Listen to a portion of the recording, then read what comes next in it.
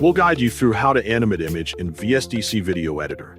Quick disclaimer, you need to follow this step-by-step guide carefully, because skipping a step will affect your final result. If this guide helpful, don't forget to like and subscribe. First, double-click the application to open it and begin the editing process. From the Start screen, select the Import Content option to access the files stored on your device. Browse your folders, choose the image you want to animate, and then click the Open button to import it. After the image has been loaded, change the project title to How to Animate Image in VSDC Video Editor so the project is easy to identify later. Next, adjust the resolution as needed, or leave it at the default setting. You can also customize the background color of the project, and for this example, a black background is used to keep the focus on the image.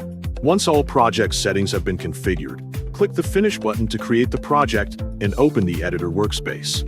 After the project is ready, locate the image in the timeline and double-click it to enter its editing layer.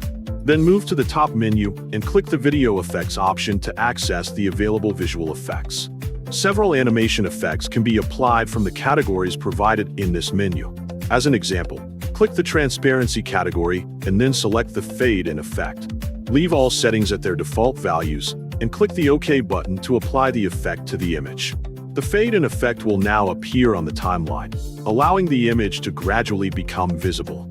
Adjust the effect duration as needed, and in this example, set the fade in duration to 1 second for a smooth introduction. Once that effect is configured, click the Video Effects menu again to add another animation. This time, select the Transition category and choose the Paper Burn effect as an example. Keep the default settings unchanged and click the OK button to confirm. After the effect is added, move the Paper Burn effect to the end of the timeline. Return to Scene 0 and click the Play button to preview the final result.